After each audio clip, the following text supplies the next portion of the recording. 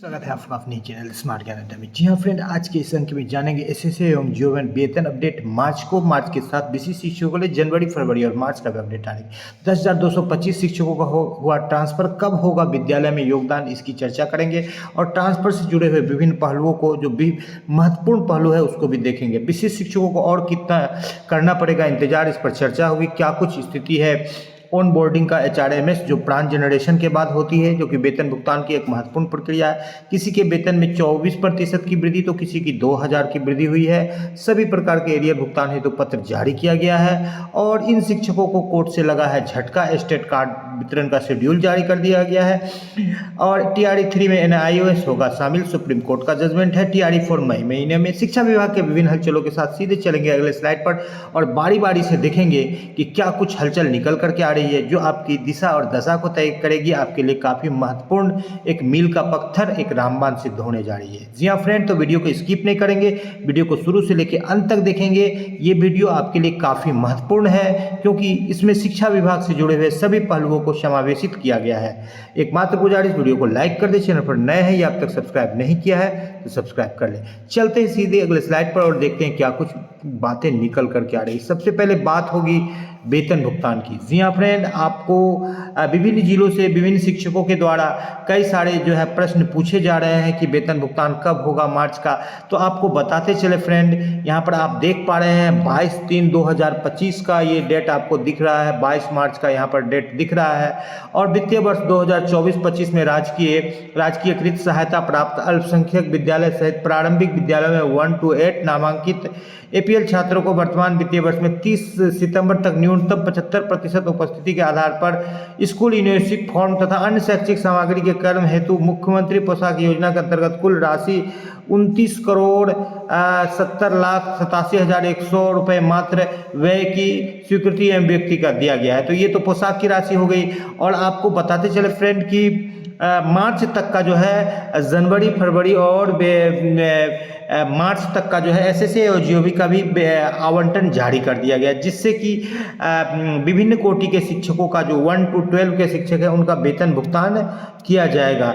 तो उनका विचलन नहीं दिया गया है, यानी कि उससे सिर्फ वेतन ही भुगतान होगा, दूसरे मद में वो राशि की को समायोजित नहीं किया जा सकता था। इस बाबत जो बातें निकल करके आ रही है कि ऐसे शिक्षक जो SSA या जो भी मत से आच्छादित हैं और जो विशिष्ट शिक्षक नहीं बने हैं, यानी जिनका प्राण का कोई लफड़ा नहीं है, ऑनबोर्डिंग का कोई लफड़ा नहीं है, ऐसे शिक्षकों का वेतन भुगतान अप्रैल के 10 से 12 तारीख तक निश्चित रूप से हो जाएगा। फिलहाल आप 26 to 25 का एब्सेंटी जमा करते रहिए और चौथा चरण जो है मई में शुरू होगी।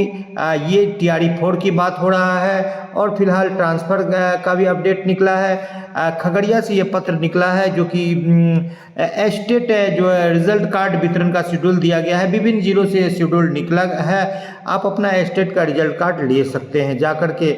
और ट्रांसफ़र पोस्टिंग में जो है 5 बजे लिस्ट जारी किया गया। 10,225 शिक्षकों का ट्रांसफ़र हुआ है और 1,90,000 शिक्षकों ने ट्रांसफ़र का जो है आवेदन दिया था, जिसमें से 10,225 हुआ है। आने वाले चरण में शेष बचे हुए शिक्षकों का भी लिस्ट जारी किया जाएगा। ई शिक्षा कोष ऐप पर जो है मृत और जो अब्सेंट लंबे समय से चल रहे हैं उनका लिस्ट को तलब किया गया है ताकि उनको हटाया जा सके लिस्ट से और लिस्ट को दुरुस्त किया जा सके। जी हाँ फ्रेंड, यहाँ पर बात कर लेते हैं ट्रांसफ़र की। तो ट्रांसफ़र के मुख्य पृष्ठ को खोल करके हम लोग देखेंगे कि क्या कुछ बातें निकल करके आ रही है। ट्रांसफ़र में विशेष रूप से चर्चा होगी वीडियो के अंत में। और यहाँ पर ब्रॉडबैंड कनेक्टिविटी हेतु जो संडे को भी विद्यालय खोलने की बात कही गई है, ये बात अजय यादव के द्वारा कही गई है, जो शिक्षा विभाग के बिहार पटना के माध्यमिक शिक्षा निदेशक हैं। और ये जो लागू हो रहा है, जो कि संडे को भी विद्यालय खुलेगा, ये सिर्फ माध्यमिक के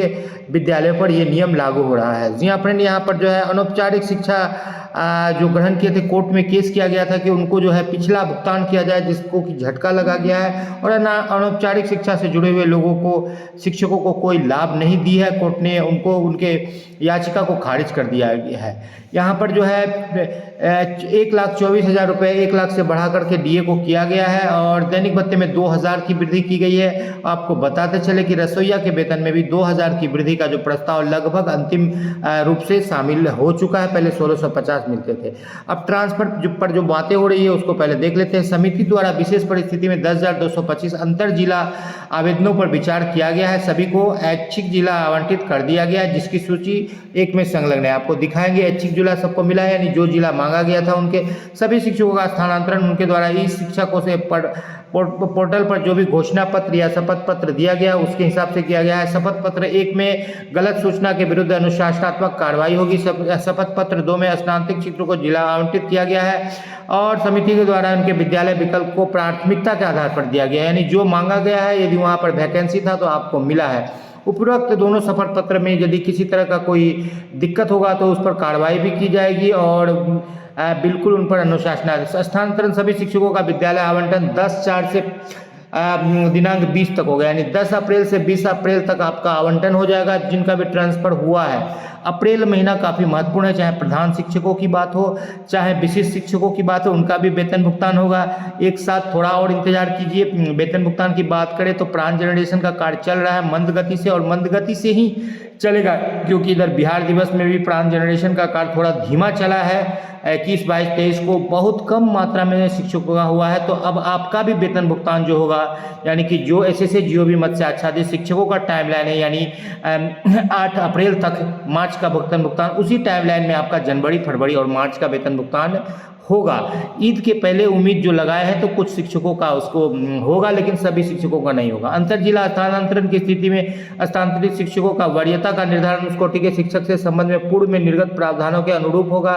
भविष्य में छात्र शिक्षक के अनुपात में जो रैशनलाइजेशन किया जाएगा उसके आधार पर भी स्थानांतरण किया जा सकता है और योगदान के पश्चात ही स्थानांतरण होगा। जो भी सक्षमता पात्र शिक्षक है, स्थानीय निकाय को छोड़कर सभी कोटि के शिक्षकों का स्थानांतरण किया जा रहा है, यानी जो नियोजित खाटी है उनको छोड़ दिया गया है। विभागीय कार्यालय निगरानी जाग वित्तीय गबन से आच्छादित शिक्षकों का स्थानांतरण पर विचार नहीं किया जाएगा, यानी जिस पर किसी तरह की कोई कंट्रोवर्सी है, और 10 से 20 अप्रैल तक विद्यालय मिलेगा। तो ये मुख्य बातें थी और स्थानांतरण को लेकर के, और ये बातें जो ऑन बोर्डिंग की जो बात हो रही है 19 तक हुआ था, 20-21 पर बहुत मंद गति से ऑन बोर्डिंग हुआ, 31 तक BPM और बहुत सारे जो अनुबंध में जो कार्यरत हैं BPM DPM ये सब भी चले जाएंगे, डाटा ऑपरेटर चले जाएंगे, तो थोड़ी सी और शिथिलता आएगी, लेकिन उसका विकल्प सरकार ने खोज रखा है और ऑन बोर्डिंग का काम जो है चलते रहेगा और ये काम लगभग ईद तक समाप्त हो जाएगा, मार्च तक समाप्त हो जाएगा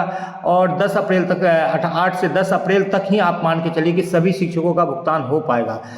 स्टेट से रिलेटेड जो है उनको प्रवेश पत्र की छाया प्रति को लेकर के जाना है और अपना जो है रिजल्ट कार्ड ले लेना है। TRE 3 में शामिल नहीं करने पर कोर्ट ने भेजा है अवमानना का नोटिस। DLED NIOS DLED की बात हो रही है, उनको जो है TRE 3 में शामिल करना है और KVS ने NIOS शिक्षकों को मान्यता दे दी है। केंद्रीय विद्यालय में प्राण जनरेशन अब HRMS के खेल में पिस रहे हैं विशिष्ट शिक्षक। पहले प्राण जनरेशन का खेल हो रहा था और अब HRMS का खेल हो रहा है और दोनों ही खेल में पूरे तरीके से जो है लेन देन की जा रही है, लेकिन इसका पुख्ता सबूत जब तक हाथ नहीं लगता है तब तक किसी पर उंगली उठाना काफ़ी कठिन है। 1 अप्रैल से NCERT की किताबें 6 से 8 के पढ़ेंगे। पूर्व में भी जो बिहार बोर्ड की पुस्तकें थी NCERT से पूरी तरह से वो मैच ही करती थी, अब जो है पूरी तरह से NCERT की ही पुस्तकें पढ़ाई जाएगी। अब ट्रांसफर पर थोड़ी बात कर लेते हैं कि क्या कुछ ट्रांसफर को लेकर के किया गया है। तो जो बातें कही गई थी 1,90,000 में से जो है 10,200 विभिन्न कोटि के, जिसमें से असाध्य रोग है, गंभीर रुग्णता है, दिव्यांगता है, ऑटिज्म मानसिक है, विधवा परित्यक्ता है और पति के पदस्थापन के आधार पर सबसे अधिक 5,288 यानी 5,288 ऐसे शिक्षक हैं जिनके पति दूसरे जगह शिक्षक हैं या सेवा दे रहे हैं सरकारी में, तो उनको दिया गया है। तो इस तरह से जो है शिक्षकों का स्थानांतरण का लिस्ट माना गया है और ऐच्छिक स्थानांतरण इसको दिया गया है जैसा कि सरकार कह रही है। और शपथ पत्र में किसी तरह की कोई त्रुटि होती है तो उस पर अनुशासनात्मक कार्रवाई भी की जाएगी।